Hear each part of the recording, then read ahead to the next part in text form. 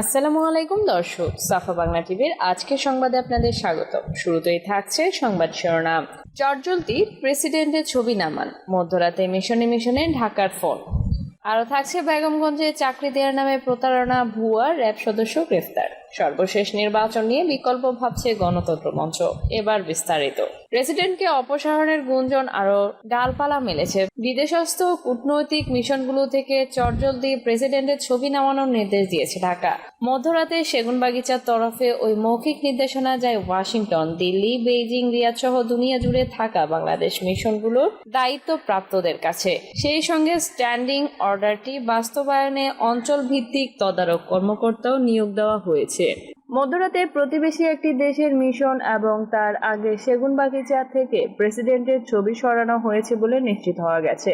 সূত্রমতে অন্তর্বর্তীকালীন সরকারের এই নির্দেশনা বাস্তবায়নের মাধ্যমে চ্যান্সারি কমপ্লেক্স, মিশন প্রধানের বাড়ি এবং মিটিং রুমে এখন আর কোনো রাষ্ট্র বা সরকার প্রধানের ছবি থাকবে না। চলে যাচ্ছি পরের সংবাদে। নোয়াখালীর বেগমগঞ্জ থেকে এক ভুয়া র্যাব সদস্যকে গ্রেফতার করেছে র্যাব 11।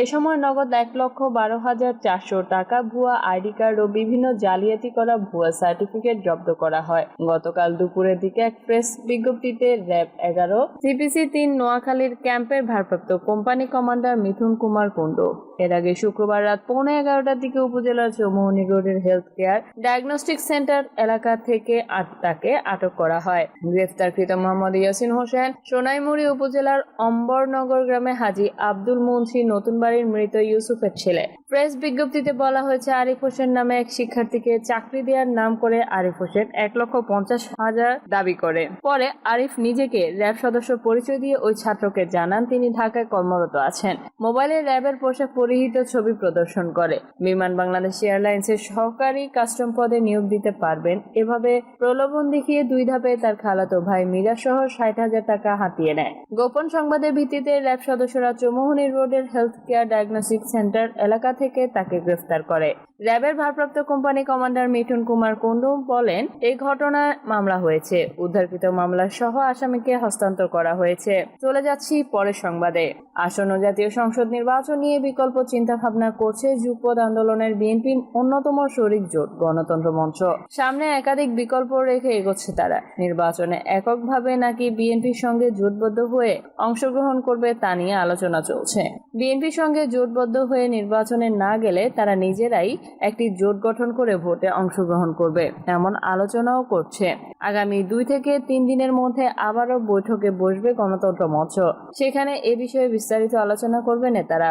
ওদিকে গত 13 আগস্ট রাজধানীর উত্তরায় গণতন্ত্র মঞ্চের অন্যতম শীর্ষ নেতা ও জাতীয় সমাজতান্ত্রিক দলের সভাপতি আসম আব্দুর রবের বাসায় মঞ্চের বৈঠক অনুষ্ঠিত হয়। বৈঠকে দল গোছানো এবং নির্বাচনের 300 আসনে প্রার্থী বাছাই প্রক্রিয়া শুরুর বিষয়ে আলোচনা হয়।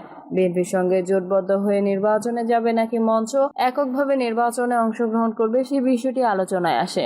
গণতন্ত্র মঞ্চের নেতারা জানিয়েছে, বিএনপির ভারপ্রাপ্ত চেয়ারম্যান তারেক রহমান সবাইকে নিয়ে জাতীয় সরকার গঠনের কথা বলছেন। যুগপৎ আন্দোলনে থাকা দলগুলোকে এই সরকারের অংশ করা হতে পারে, কিন্তু কিভাবে নির্বাচনে তারা অংশ নেবেন, নির্বাচনে জয়ী হলে সরকার গঠনে কি ভূমিকা হবে, এসব নিয়ে এখনো কোনো আলোচনা নেই। নাগরিক ঐক্যের সভাপতি মাহমুদুর রহমান মান্না বলেন, সরকার, বিএনপি এবং জামায়াতের কি অবস্থা এ বিষয়ে আলোচনা হয়েছে।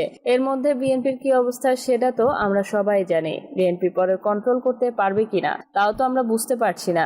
আমরা জাতীয় ঐকমত্য কমিশনের বৈঠকে অনেক প্রস্তাব রেখেছি, সেখানে বিএনপির বিপক্ষে কথা বলেছি, কিন্তু এটা পত্রপত্রিকায় ফোকাস পায়নি। পত্রপত্রিকা এখন নিউজ দেয় শুধু বিএনপি, জামায়াত আর এনসিপি। এই এনসিপির কোনো অস্তিত্ব নেই বললেই বলা যায়, তাও ওদের নিউজ দেয় আর আমরা আলাদা নির্বাচন করব, এরকম কোনো সিদ্ধান্ত হয়নি। বিপ্লবী ওয়ার্কার্স পার্টির সাধারণ সম্পাদক সাইফুল হক বলেন, গণতন্ত্র মঞ্চ এককভাবে নির্বাচনের তো একটা প্রস্তুতি নেবেই, তারপরে আমাদের যুগপৎ আন্দোলনে বিএনপি সহ শরিক দলগুলোর সঙ্গেও নিশ্চয়ই আমরা আলাপ আলোচনা করব। বিএনপির সঙ্গে জোটবদ্ধ হয়ে নির্বাচনে যাচ্ছি না এটা বলা যাবে না, আমরা সবার সঙ্গে আলাপ আলোচনা করব। অন্যদিকে গণতন্ত্র মঞ্চ নিজস্ব ব্যানারে এককভাবে নির্বাচনে অংশগ্রহণ করলে তাদের সঙ্গে আরো 5 থেকে 6টি রাজনৈতিক দল জোটবদ্ধ হবে। এর মধ্যে গণফোরাম, বাসদ, মার্ক্সবাদী বাংলাদেশ, জাসদ সহ বেশ কয়েকটি দল মঞ্চের সঙ্গে জোটবদ্ধ হওয়ার জন্য অপেক্ষা করছে। সামনে বৈঠকে গণতন্ত্র মঞ্চ এককভাবে নির্বাচনে যাওয়ার সিদ্ধান্ত নিলে তাদের মঞ্চে জোটবদ্ধ করা হবে। একই সঙ্গে মঞ্চকে আরো সম্প্রসারণ করার চিন্তা করা হচ্ছে। তবে বিএনপির সঙ্গে জোটবদ্ধভাবে নির্বাচনে যাওয়ার সিদ্ধান্ত হলে তখন তাদের সঙ্গে আসন ভাগাভাগি করে মঞ্চগতভাবে ভোটে যাবে তারা। এই সিদ্ধান্ত হলে বিএনপির কাছে মঞ্চ কত আসন চাইবে এই বিষয়ে বৈঠকে আলোচনা হবে বলে জানা গেছে। ওদিকে গণতন্ত্র মঞ্চের নেতারা জানিয়েছেন, দক্ষিণপন্থী রাজনীতির যে উত্থান তা নিয়ে মঞ্চ চিন্তিত। এটা কিভাবে মোকাবেলা করা যায় তা নিয়েও আলোচনা করেছে মঞ্চ। সামনে নিয়ে আলোচনা করবে তারা। এছাড়া এককভাবে নির্বাচনে যাওয়ার সিদ্ধান্ত হলে তার সংবাদ সম্মেলনে আনুষ্ঠানিকভাবে গণতন্ত্র মঞ্চ জানাবে বলেও সংশ্লিষ্ট সূত্র জানিয়েছে। সূত্র জানায়, বিএনপির সঙ্গে যুগপৎ আন্দোলনের প্রতিশ্রুতি ছিল গণতন্ত্র মঞ্চের।